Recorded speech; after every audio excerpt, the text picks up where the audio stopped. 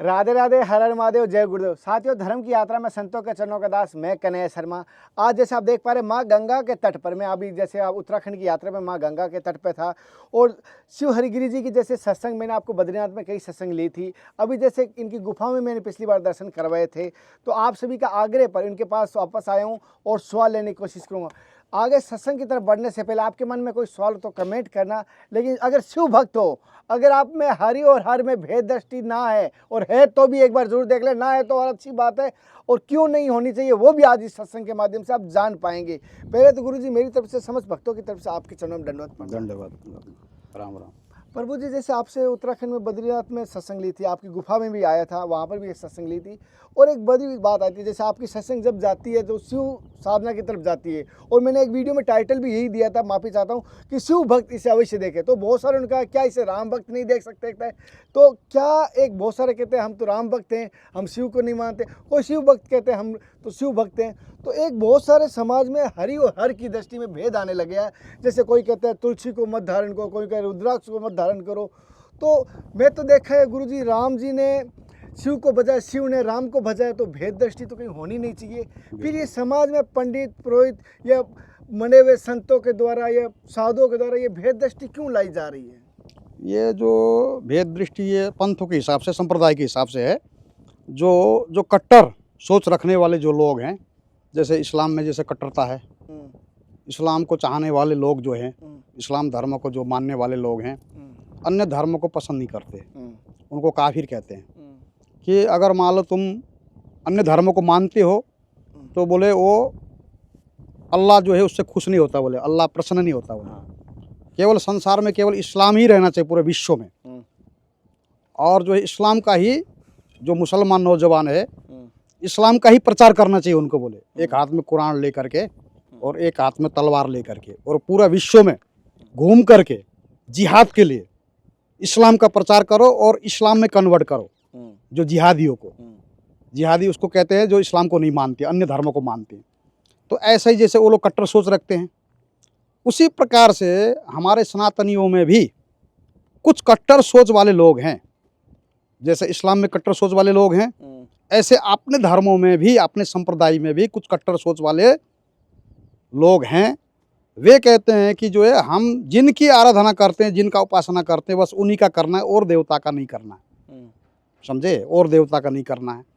तो जैसे कुछ, अब नाम लेना भी ठीक नहीं है, क्योंकि समाज में जो है किसी के जो है लोग सोचेंगे हमारे बारे में गलत टीका टिप्पणी या गलत, मतलब लोगों को, हाँ अमुक अमुक ऐसे बोलते लोग। तो हम एक संकेत में कह देते हैं। कुछ लोग ऐसे हैं इस भारत में, हमारे सनातन में, जैसे कोई विष्णु की उपासना करते हैं तो बोलते हैं कि शिव की उपासना नहीं करना चाहिए, घर में शिव जी की मूर्ति नहीं रखना चाहिए, शिवलिंग नहीं रखना चाहिए, गणेश की पूजा नहीं करना चाहिए, जैसे देवी की नहीं करना चाहिए, और जो है सूर्य आदि की नहीं करना चाहिए, ऐसे कहते हैं। ऐसे बहुत लोग से मैं मिला हूँ, परिचित भी हूँ, उनसे मेरा संभाषण भी हो रखा है। तो उनका जो सोच है वो कट्टर सोच है। ऐसे कट्टर सोच नहीं होना चाहिए। उदाहरण के रूप में आपको बता देता हूँ। एक वृंदावन में एक जो है गृहस्थ आश्रम में रहने वाले एक आचार्य थे, वे वैष्णव संत थे, वैष्णव आचार्य थे। उनने एक किताब लिखा व्यास वाणी करके, उस किताब का नाम है व्यास वाणी। तो वे शादीशुदा थे। उनकी जो लड़की की जब शादी हुई तो अब प्रथम तो गणेश की पूजा करना पड़ता हर कार्य में, यज्ञ में, हवन में, जो भी शुभ कार्य में प्रथम पूजा गणेश की होती है। अब ब्राह्मणों ने गणेश की पूजा करवा दिया, गणेश की पूजा करवा दिया। अब वो वैष्णव आचार्य बड़ा क्रोधित हो गए, जिनने इतना बड़ा किताब लिखा व्यास वाणी, समझे, विद्वान तो रहे होंगे, ऐसे कि नहीं विद्वान नहीं रहे होंगे, तभी तो उतना बड़ा किताब लिखा व्यास वाणी। परंतु देखो सोच, गलत सोच है उनका, गलत सोच थी उनकी। उनने बोला कि तुमने जो है हमारा वैष्णव धर्म नष्ट कर दिया, गणेश की पूजा करवा करके। पंडितों को बोला गणेश की पूजा करवा करके तुमने वैष्णव धर्म नष्ट कर दिया, हमारा वैष्णव व्रत नष्ट कर दिया। तो हम तो गणेश की पूजा कर ही नहीं सकते, बोले वैष्णव लोग। समझ में आया? गणेश तो तामसिक देवता भी नहीं है, सात्विक देवता है। तो अपनी लड़की को उनने कोसा, तू गर्भ में मर जाती तो अच्छा होता, तू गर्भ में मर जाती तो अच्छा होता, कम से कम हमारा वैष्णव धर्म तो नष्ट नहीं होता। अब ऐसा कैसे कमजोर वैष्णव धर्म है जो गणेश की पूजा से वैष्णव धर्म नष्ट हो जाता, वैष्णव व्रत नष्ट हो जाता। इतना तो कम। आप मतलब कहने का मतलब आपके हिसाब से क्या ये सही है? आपको प्रश्न का मैं नहीं नहीं नहीं, उत्तर पूछ रहा हूँ, नहीं है ना? नहीं है। तो अब हम जो है ऐसे कट्टर सोच वाले को क्या हम आचार्य मान सकते हैं, नहीं, या हम उसके कदम चिन्ह में चल सकते हैं? नहीं चल सकता समाज। नहीं चल सकते ना। तो जैसे वो मोहम्मद, पैगंबर मोहम्मद ने बोला, उन्होंने बोला कि जो है एक हाथ में तलवार लो और एक हाथ में कुरान लो, और कुरान के अनुसार जो नहीं चलता, इस्लाम के अनुसार नहीं चलता, उसको सिर कलम कर दो, उसको सिर काट दो, और सीट काट करके उसको जो है जहन्नम में भेज दो। जहन्नुम में, जहन्नुम बोलो नरक के कहते हैं, और जन्नत स्वर्ग को कहते हैं, समझे? तो बोले और इस्लाम में जो है, इस्लाम को मानने वाले लोग जो है, जो मरने के बाद में, क़यामत के बाद में, जब तक तो कब्र में पड़े रहते, बोले जब तक जो है मरने के बाद में भी, जब तक क़यामत नहीं आती, क़यामत का दिन नहीं आता, प्रलय नहीं आता, तब तक बोले मतलब कब्रों में पड़े रहते हैं। और क़यामत के दिन अल्लाह हिसाब करता है उनके पाप पुण्य का, गुनाहों का। और जिसने पुण्य किया है, इस्लाम के अनुसार आचरण किया है, इस्लाम धर्म को स्वीकार किया है, उसको तो जो है जन्नत भेज देता बोले। और जो जिसने गुनाह किया, इस्लाम के अनुसार जो नहीं चला, उसको जो है जहन्नुम में, नरक में भेज देता बोले अल्लाह। तब तक जो है वो कब्र में लेटे रहते जब तक प्रलय नहीं आता। उनका ये इस्लाम को मानने वाले का यही मतलब कुरान में इस तरह से लिखा हुआ है। मगर हम लोग पुनर्जन्म को मानते हैं, मगर वो लोग पुनर्जन्म को नहीं मानते, इस्लाम वाले नहीं मानते। तो देखो, और बोले वो जो स्वर्ग में जो जाते हैं, जन्नत में जाते हैं, 72 हूरे मिलते बोले वहाँ पर। क्या है? 72 हूरे। हूरे मतलब 72 अप्सराएं मिलती बोले, सुंदर सुंदर। और वहाँ वो भोग को ही प्रधानता देते हैं, भोग विलास को। मगर हमारा तो मोक्ष को प्रधानता देते हैं ना, मोक्ष, मुक्ति को। और मोक्ष होने के बाद जीव का पुनर्जन्म नहीं होता, वो सदा के लिए मुक्त हो जाता है, इस संसार में नहीं आता। तो उसी प्रकार से जो मुस्लिम, जो इस्लाम को मानने वाले लोग आतंकवादी बनते हैं, और दूसरे धर्मों को मानने वाले के ऊपर में अत्याचार करते हैं, उनका हिंसा करते हैं, किसी प्रकार से हिंसा करो उनका। मतलब इस्लाम बोले साम दाम दंड भेद, समझो ना, कैसा भी मतलब तरीका अपना लो बोले उनको इस्लाम में कन्वर्ट करने के लिए। मतलब दोस्त बन करके, छल करके, कपट करके, लव जिहाद के द्वारा, समझे ना, हिंदुओं से मित्रता करके, तो कैसा भी जो है धीरे धीरे उनको प्रभावित करो। मतलब ये इस प्रकार का जो है मुसलमानों में शिक्षा दिया जाता है। जैसे अभी तो कुंभ मेले में एक लड़की वायरल हुई थी, मोनालिसा, लव जिहाद की शिकार। साधु संतों की वजह से तो इतना वायरल हुई, महात्माओं की वजह से, हमारा सनातन धर्मों की वजह से, कुंभ हिंदुओं के पर्वों की वजह से, माला बेच करके, साधुओं के संगत करके। तो आज जो है उसके दिमाग में ऐसे भ्रम उत्पन्न कर दिया उन जिहादियों ने, उन मुसलमानों ने, और जो है उसको जो है धर्म परिवर्तन कर दिया।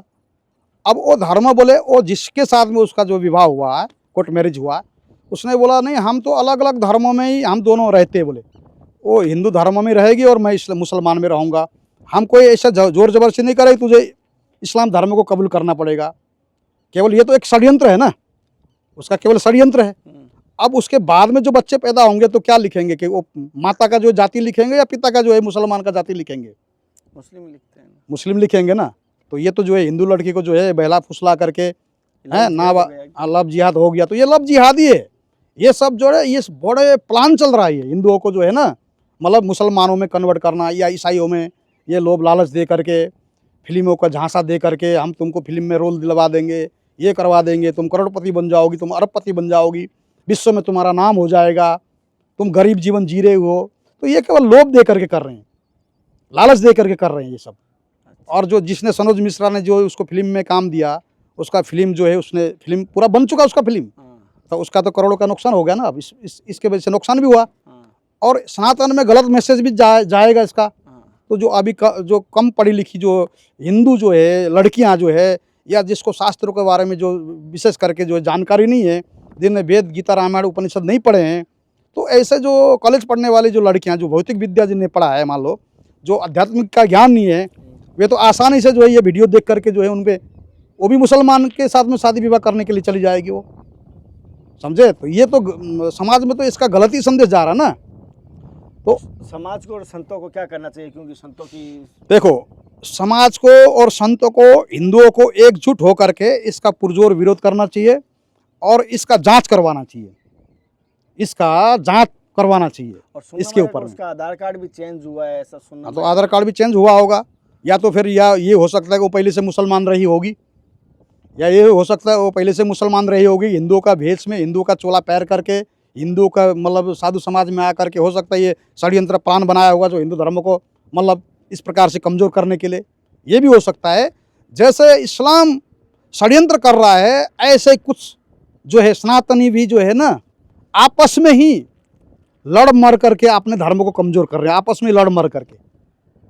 संत जो है आपस में लड़ रहे हैं, एक संत दूसरे संत का विरोध कर रहा है, एक संत दूसरे संत का अपमान कर रहा है, सत्यवचन। एक संप्रदाय वाला दूसरे संप्रदाय का निंदा कर रहा है, एक संप्रदाय वाला जो है दूसरे के संप्रदाय के इष्टों का जो है अपमान कर रहा है किसी न किसी प्रवचन के माध्यम से, कथा के माध्यम से।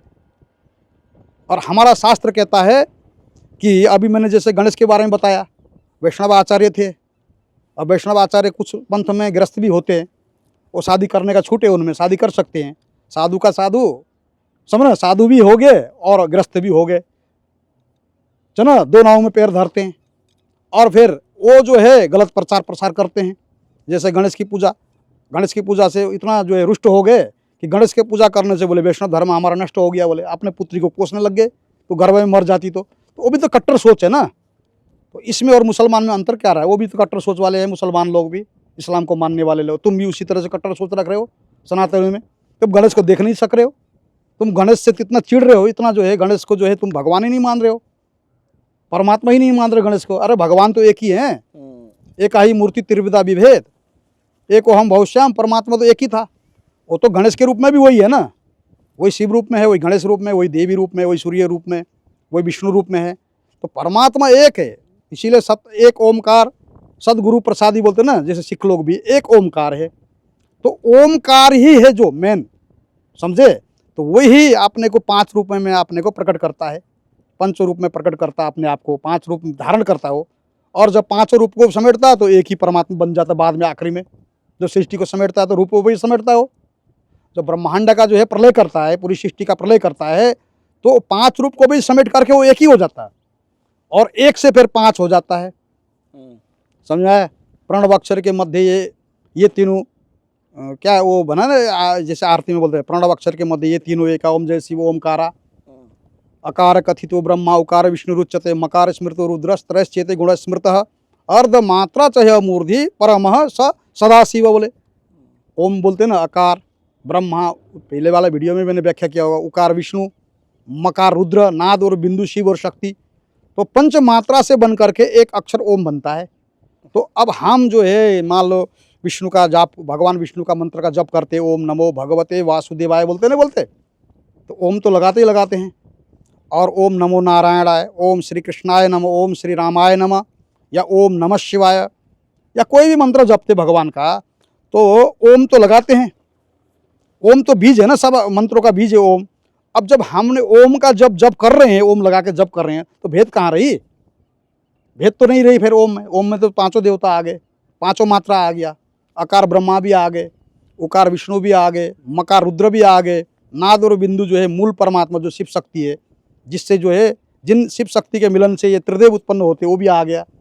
तो ओम में तो फिर कोई भेद नहीं है, तो तुम भेद क्यों मान रहे हो फिर। आपकी दृष्टि से शास्त्र स्वत कौन सी देवताओं के घर में मूर्ति होनी चाहिए, क्या आकार की होनी चाहिए, और कौन सी प्रधान बीच में होनी चाहिए, कौन सी साइड में होनी चाहिए, ये पूरा थोड़ा बता दें। ऐसा है, हमारा जो है सनातन में जो है पंचदेव उपासना है, चाहे वो वैष्णव हो, चाहे शाक्त हो, चाहे जो है शैव हो, चाहे मतलब पंचदेवों में से किसी का भी अगर मान लो अपना इष्ट मान करके जो भक्ति करता जिसका भी, उन सभी के लिए पंचदेव अनिवार्य बताया हमारा शास्त्रों में। परंतु कुछ तथाकथित समझना ना, मतलब कट्टर सोच वाले कुछ हमारे पंथ वाले भी कुछ ऐसे, जो कुछ पंथ में नाम नहीं लूँगा अभी, यहाँ नाम लेना उचित नहीं लगता मेरे को, क्योंकि लोग जो है इसमें भी जो है मतलब छोटा सा बात को जो है इसमें भी राजनीति करने लगते हैं।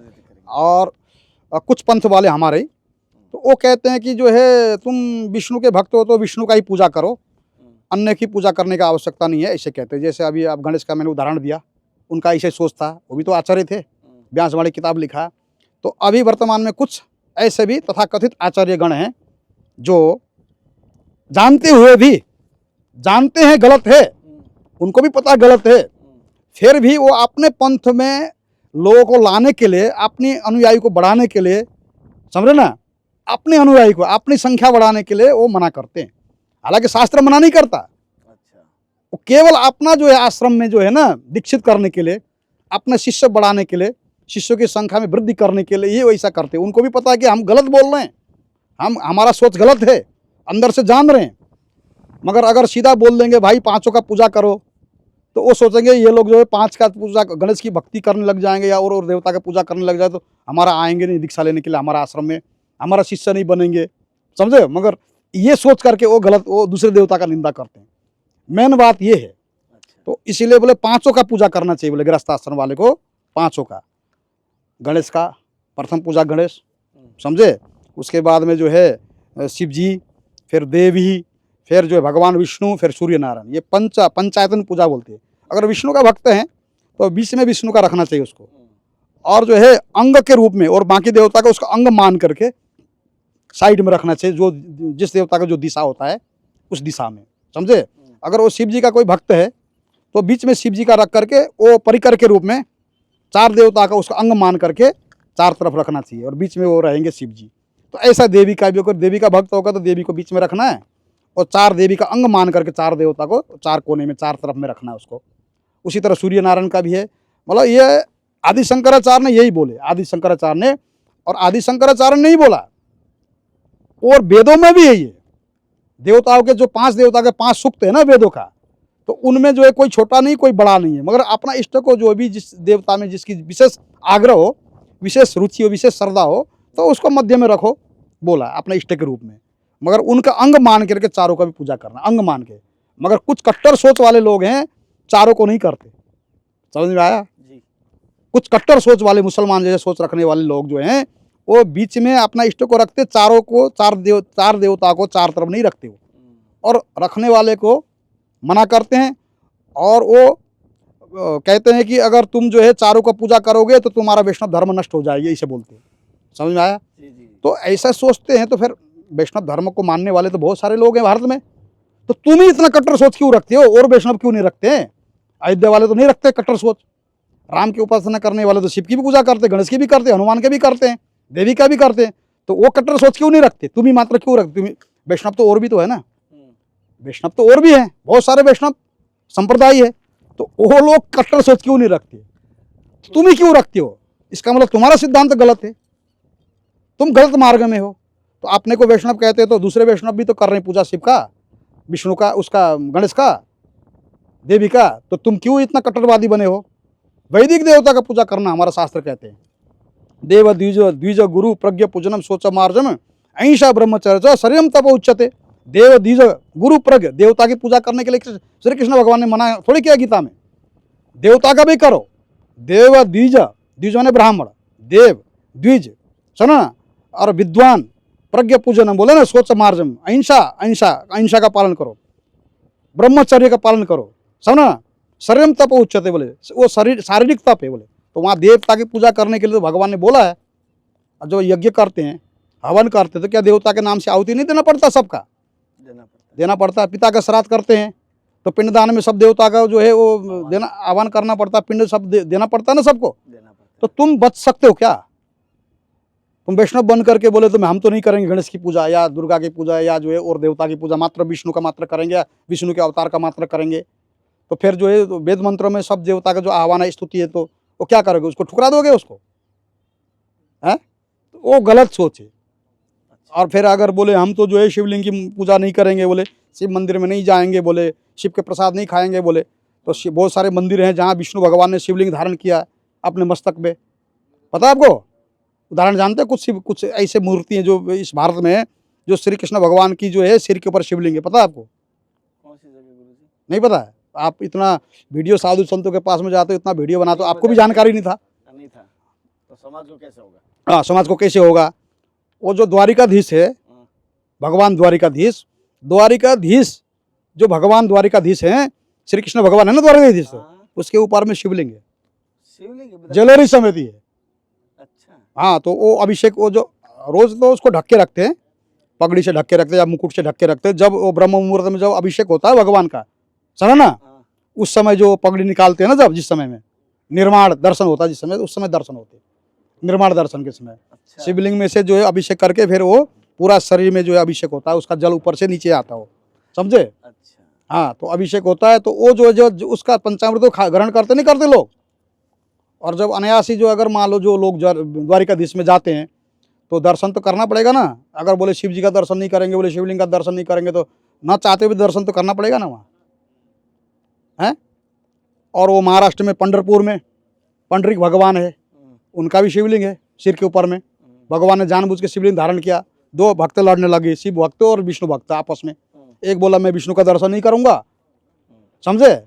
वो बोला विष्णु का जो दर्शन मैं करूंगा ही नहीं, क्योंकि वो जो है ये कारीगर था, मतलब उसको दर्जी था, उसको कुछ कमरबंद बनाना था भगवान विष्णु का। तो शिव भक्त था, वो विष्णु भक्त आया उसके पास में कमर पट्टा बनाने के लिए, कमरबंद बनाने के लिए। तो कट्टर शिव भक्त बोला मैं तो जाऊंगा ही नहीं तुम्हारा भगवान के मंदिर में, बोले मैं तो शिव भक्त हूँ। तो बड़ा आग्रह किया, खुशामत किया विष्णु भक्त ने। तो वो बोला मेरे को पट्टी बांध के ही जाऊंगा, मैं आंख में पट्टी बांध के ही जाऊंगा, कि विष्णु भगवान को तुम्हारा इष्ट को देखना नहीं पसंद करता हूँ, बोले मैं। तो आंख में पट्टी बांध के गया वो, समझा। तो उसने जब कमर का नाप लिया ना, कमर का नाप लिया, तो उसने देखा जब ऐसे, तो सांप दिखाई पड़ा उसको कमर में बेल्ट के रूप में, समझे। और थोड़ा ऊपर किया तो ये सब नाक और जो है अंग को ऐसे जैसे मतलब किया, तो उसने, वो तो शिव जी दिख रहे हैं उसमें, विष्णु भगवान दिख रहे हैं, शिव जी दिख रहे हैं, शिव जी के रूप में उसको जो है प्रतीत हो रहा है वो। तो फिर पट्टी खोल के देखा तो श्री कृष्ण भगवान, फिर पट्टी लगाया, फिर देखा है शिव जी, समझे। अंग को इधर त्रिशूल है, डमरू है, जो ऐसे किया ना शरीर में, उसने हाथ से स्पर्श किया। तो उसके बाद में उसका जो भेद दृष्टि मिटी। हरिहर तो एक ही है, कोई भेद नहीं हरिहर में, समझे। हरिहर में कोई भेद नहीं है। हमारा शास्त्र कहता है जो हरिहर में भेद करेगा उसका, चाहे वो कितना ही विष्णु की भक्ति करता हो, रामकृष्ण की भक्ति करता हो, बोले उसका कभी भी उद्धार नहीं होता। तो वो भेद मिटाने के लिए श्री कृष्ण भगवान ने शिवलिंग को धारण किया अपने सिर पे। आज भी है, पंढरपुर में जाओगे ना, शिवलिंग है सिर के ऊपर में, महाराष्ट्र में। तो वो प्रमाण है ना, प्रत्यक्षम किम प्रमाणम, मैं तो प्रमाण दे रहा हूँ ना, प्रमाण दे रहा हूँ। अब जब तुम्हारा आराध्य ने स्वयं श्री कृष्ण भगवान ने भी शिवलिंग की पूजा किया, कहाँ कहाँ से हटाओगे शास्त्रों में से, कहाँ कहाँ से तर्क करोगे तो तर्क में हर कोई परास्त हो जाता, समझ में आया। अगर पांचों देवता को मानने वाले आपस में अगर तर्क करेंगे तो एक दूसरे का तर्क से एक दूसरे के वचन को काटा जा सकता है। ऐसे ऐसे तर्क दे करके, शास्त्रों में से प्रमाण दे करके काटा जा सकता है, काटा जा सकता है। शैव वाला भी जो है तर्क में वैष्णव को काट सकता, हरा सकता है, समझा। वैष्णव वाला भी तर्क दे करके शैव वाले को हरा सकता, शास्त्र में देवी वाला भी हरा सकता। तो शास्त्र इस प्रकार से रचना किया गया वेदव्यास जी के द्वारा, जहाँ है वो श्रेष्ठ है, जहाँ है वो श्रेष्ठ है, जहाँ है वो श्रेष्ठ है। अगर देवी की उपासना करो, देवी से ही सर्वश्रेष्ठ है। हाँ हाँ, शिव के करो, कोई भी अपने मत को मतलब श्रेष्ठ साबित कर सकता अपने मत। इस प्रकार पुराण के अनुसार इस प्रकार से शास्त्र लिखे गए वेद व्यास जी के द्वारा, इस तरह से रचना किया गया। कहने का मतलब है कि तुम भेद मत करो। वेद व्यास जी का कहने का मतलब है तुम भेद मत करो, आपस में मत लड़ो, तुम जहाँ हो वहीं श्रेष्ठ हो, तुम जहाँ हो वहीं श्रेष्ठ हो। और जो है तुमको मतलब चारों को भी पूजा कर लेना चाहिए, अपना आराध्य को विशेष रूप से विशेष पूजा करो और तन मन उसको अर्पण करो, परंतु उनके परिकर के रूप में या उनके अंग विशेष के रूप में भी उनकी और को भी पूजा करना है। हाँ, और यह करो त्रिदेवेशु भेद बुद्धि नराधम, नर में अधम है जो भेद करता है। यो हाँ, यह यो निंदन्ति महादेवम निंद्यमान श्रोति व ता भुवो नरकम या तो यावत चंद्र दिवा करो। भेद भी नहीं करना और निंदा भी नहीं करना बोला शास्त्र ने। और भेद करने वाला क्या होता है? तुलना नहीं करना, ये बड़ा है और ये छोटा का तुलना भी नहीं करना कि विष्णु बड़े शिव जी छोटे, या शिव जी बड़े या विष्णु छोटे, या देवी बड़ी, समझ ना, या गणेश छोटे, समझ ना, या राधा बड़ी या लक्ष्मी छोटी। ऐसे भी वीडियो आए यूट्यूब में, मैंने देखा, जो इंटरनेशनल बाबा ने, अब बाबा का नाम नहीं लूँगा, बोले लक्ष्मी तो बोले छोटी, राधा बड़ी। इनने भी बोले, एक महात्मा ने बोले, क्या बोले, लक्ष्मी छोटी राधा बड़ी, राधा बड़ी। और करोड़ों करोड़ों जो है लक्ष्मी, जैसे लक्ष्मी महाशक्ति मिल करके भी जो है ना राधा के मुकाबला नहीं कर सकते। राधा के एक मतलब कण के, एक मतलब कण के बराबर है बोले, समझो ना, महाशक्ति बोले राधा। और लक्ष्मी महाशक्ति नहीं बोले लक्ष्मी। अरे लक्ष्मी और राधा एक ही तो है, हैं? लक्ष्मी और राधा कोई अलग थोड़ी है, सीता और राधा अलग थोड़ी है। सीता और राधा अलग है क्या? लक्ष्मी और राधा कोई अलग है क्या? समझे। तो और काली और जो है लक्ष्मी अलग है क्या? नहीं। दुर्गा कोई अलग है क्या? नहीं। अब कुछ संत ऐसे बोले भाई हमारा वृंदावन में तो कि जो है काली का प्रवेश नहीं है, बोले कुछ ऐसे संत, नाम नहीं लूंगा मैं, है काली। हाँ नाम नहीं लूंगा, बिना नाम लिए मैं बताता हूँ। कुछ ऐसे संत हैं, उनने बोला कि जो है हमारा वृंदावन में तो जो है काली का प्रवेश नहीं है, बोले काली प्रवेश नहीं कर सकती बोले।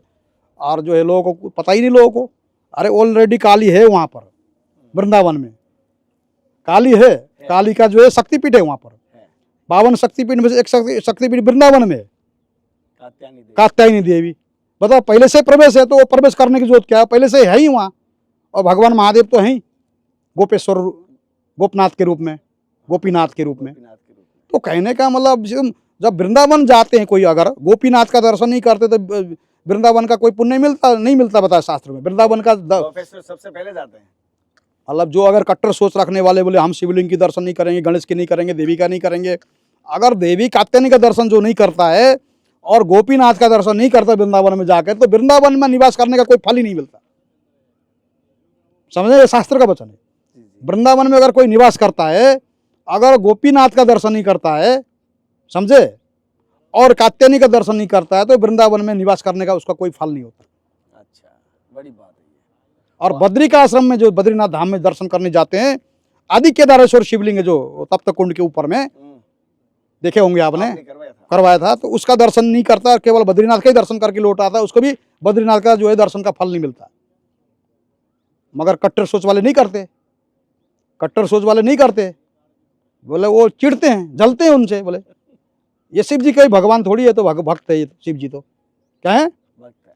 और वो कुछ लोग तो बोलते हैं शिव जी जो है मोक्ष दे नहीं सकते बोले अपने प्रताप से, बोले तो राम के प्रताप से ही मोक्ष देते बोले। हाँ, काशी के ऊपर ये बात आई, काशी के ऊपर राम के प्रताप से, अपने प्रताप से नहीं दे सकते बोले, शिव जी में उतना सामर्थ्य नहीं है। हाँ। मगर महाभारत बोलता है जपते चैव तपते पुनः दीयते प्रति, हाँ ददाति प्रति गृहाणाति युंजते ध्यायते अपीच, बोले ये इसका श्लोक को कई अर्थ है। शिव जी किसी का जप नहीं करते, किसी का तप नहीं करते, किसी का ध्यान नहीं करते, बोले स्वयं ही स्वयं का जप करते, स्वयं ही स्वयं का ध्यान करते, स्वयं ही स्वयं तप करते, अपनी तप करते हैं, और स्वयं ही स्वयं को देते हैं, स्वयं ही स्वयं को लेते हैं, समझे।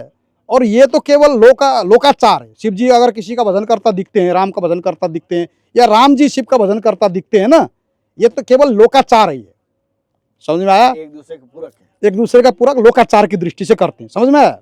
मगर शास्त्र बोलता है शिव जी अपने ही करते बोले भजन, दूसरे का नहीं करते, वो आत्मा का ध्यान करते अपने, समझ। आत्मा राम माने राम ही आत्मा है ना, निराकार है ना राम, तो राम का साकार रूप थोड़ी है, आत्मा राम निराकार रूप है। तो राम और शिव अलग अलग नहीं है ना, एक ही है। तो एक जब एक ही है तो राम के प्रताप से मोक्ष देते हैं या आत्मा के प्रताप से मोक्ष दे रहे हैं? आत्मा के प्रताप से मोक्ष दे रहे ना, स्वयं के प्रताप से मोक्ष दे रहे ना, वो तो वहां पर आत्मा राम ही हो गया, आत्मा राम हो गया। तो राम और शिव में तो कोई भेद नहीं है, हैं? तो ये जो है कुछ आचार्यों ने भी भेद दृष्टि उत्पन्न किया, कुछ आचार्यों ने। और जो है ओमकार मूल बोलते ना, मोमकार मूलम तुरियम गिरा ज्ञान गोतितम ईशम गिरीशम बोलते ना, ओमकार बिंदु संयुक्तम नित्यम ध्यायन्ति योगिना कामदम मोक्षदम चैव ओमकाराय नमो नमः, बोलते ना ओमकार ही काम और मोक्ष को देने वाला है, बोला ना। ओम किसका नाम है? शिव जी का नाम है कि नहीं ओम? ओमकार मूलम तुरियम गिरा ज्ञान गोतितम ईशम गिरीशम बोलते नहीं बोलते? किसकी रचना है? तो तुलसीदास की रचना है, रामचरितमानस में है कि नहीं है? तो शिव जी कौन है? ओमकार रूप है। तो ओमकार रूप होने से क्या है, भगवान हुए कि नहीं है? तो भगवान मोक्ष दे सकते कि नहीं दे सकते? फिर मोक्ष नहीं दे सकते, भगवान कहाँ के हुए फिर? शिव जी भगवान कहाँ के? राम तुलसीदास तो भगवान बोलने, ओमकार रूप बोले। तो राम का पर्यायवाची, ओम का पर्यायवाची तो राम है ना, ओम का पर्यायवाची तो राम है। राम का पर्यायवाची ओम है या ओम का पर्यायवाची राम है? ओम का पर्यायवाची राम है, समझ में आया। अकार उकार मकार उसमें भी आता, राम में भी आता। तो इसमें कोई भेद नहीं है। शिव जी किसी के प्रताप से मोक्ष नहीं देते, वो अपने सामर्थ्य से देते हैं। स्वयं परमात्मा है ना शिव जी, परमात्मा है शिव जी, शिव जी स्वयं परमात्मा है। और ये नहीं कि राम परमात्मा नहीं है, राम भी परमात्मा ही है, विष्णु भी परमात्मा ही है। हम एक को छोटा एक को बड़ा नहीं कह सकते। तो आज के कथाकार यही कहते हैं, वो हर बार शिव जी को नीचा दिखाने के लिए कहीं ना कहीं पॉइंट ढूंढते हैं, समझो ना। ऐसे ऐसे श्लोक वहां से ला करके उपस्थित कर देते हैं।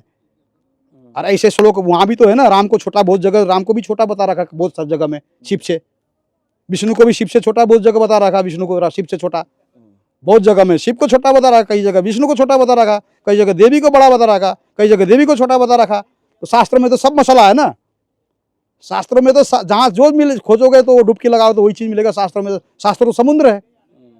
तो ये छोटा बड़ा कहने का मतलब नहीं था वेद व्यास जी का। वेद व्यास जी कहने का मतलब सबका बराबर सम्मान हो, सबकी बराबर पूजा हो, समझे ना। तो ये कहने का मतलब था। इसीलिए बोले कहने का मतलब